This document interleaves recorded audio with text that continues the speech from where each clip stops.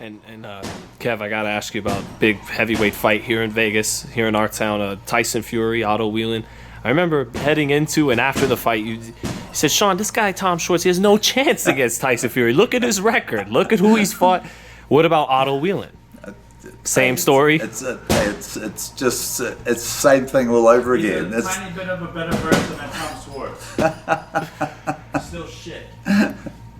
Look, I tell you what. In any other era, Otto Wallin does not get a fight against a Tyson Fury. I almost want you to repeat what your son said. I thought that was so funny. I'll say it for people who couldn't hear. Taylor Berry does all the work with Kevin. Said he's a slightly better version of Schwartz, still complete shit. Was that right, Taylor? Was that? Yeah. So, do you think your son's pretty close? I think that Otto Wallin is very lucky to be getting paid $750,000. For me, he's hit the jackpot getting there.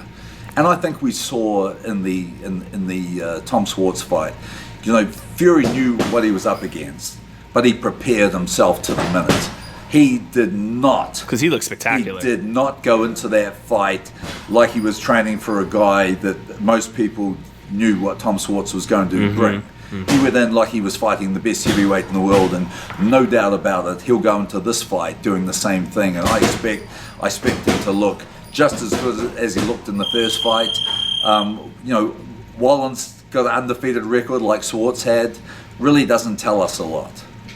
Because he did look sensational, I guess, to his credit. He definitely did. I'm thinking that Tyson will look even better in the second fight. And, he's got a big fight coming up in February next year, and he's not going to leave anything for granted. He's going to prepare, get the job done, and he knows that he doesn't want to be spending 6, 7, 8 rounds in the ring with Otto Wallin. He'll be getting out there, be having a look, and then getting the job done. And right, and you're saying he's staying this sharp in fights where maybe the opponent isn't on his level, because he needs to stay at that level to get ready for Wilder. And I'll tell you what, as we've seen time and time again, you go into a fight underestimating your opponent, you can come unstuck very, very quickly. And he's not going to let that happen to him. Ultimately, when we get to the Wilder rematch, they always say great boxer beats a great puncher. But do you think that the Wilder wins, or does Fury win? Or well, it's definitely it's definitely the great boxer versus the great puncher. And I tell you what, there's not too many heavyweights in world history who can match Deontay Wilder for the statistics that he's put up. And I think even now. A lot of not just boxing fans but sports fans don't give him the credit and the real respect that he deserves for what he's been able to do in the ring. He's not dodging opponents. He's stepping in with the best fights that he can get, and he's knocking guys cold. All but 2. But even in those fights, he had the guys down. He is the biggest puncher ever in world history, and he's not going down at the moment as the biggest puncher, but when his career is over, you'll see his name up there. Tyson Fury, on the other hand, 6'9", dancing, skillful. He's just a beast of a boxer. And apparently he could switch southpaw too now. Well, he's always been able to switch southpaw. That's what. And that's something that a lot of people try. And it never really works out for them. He can do that as easy as he can fight orthodox, and which I think adds another very important, very dangerous string to his bow. Tyson is an exceptional boxer, a man with a huge heart, with huge willpower, and great mental strength to overcome all the negative things in his life, pick himself up off the canvas when he was, in everyone's mind, he was dead and gone, and to do the Lazarus and stand up and come back, and like he did in the first fight against Deontay Wilder. This is an incredible human being. This is a very talented, probably the hardest man in the world to beat at the moment. Because it is interesting that behind all the humor and kind of the antics is this guy with incredible fortitude, incredible character. And great personality. Right. A lot of fun. So he ticks a lot of boxes. which is exciting for heavyweight boxing, and that's why at the moment I mentioned before about Wallin, getting this opportunity, and I think it's this age of streaming, the contracts that are out there, the purses that fighters are getting paid at the moment.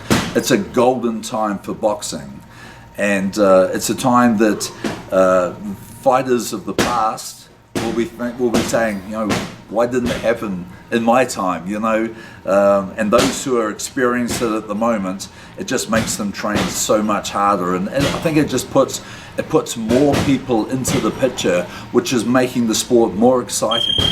And now, because we know Joe and Tyson don't fancy fight each other, now you got another heavyweight who could challenge Tyson one day instead. Now you could, okay, so Joe won't now put Guido in there. This will take a while. I know. I would say but he's young, he's got time. We're talking about Guido. I mentioned before, I've got 3 Russians training in the gym at the moment. I've got Umar Salamov, the WBO ranked number 4 fighter in the world. He's a WBO international champion, fighting Roma Angulo, who's 24-1 from Colombia, with 24-1, 21 KOs. Salamov's 24-1, exact same record, 18 KOs. This is a very, very big fight, and these guys are fighting September 19th in Grozny, Chechnya. And we have Guido fighting on the 14th. Taylor leaves on the 15th to fly to Chechnya to corner these 3 guys. Wow. Salamov's ranked by 3 of the sanctioning bodies. He's a big light heavyweight, 6'3.5", 25 years old. A lot of fights for a young man. A very skillful fighter, hits hard, goes to the body well. And if he can pull off a victory here, he's going to be on a short list for fighting for the WBO World Light Heavyweight title.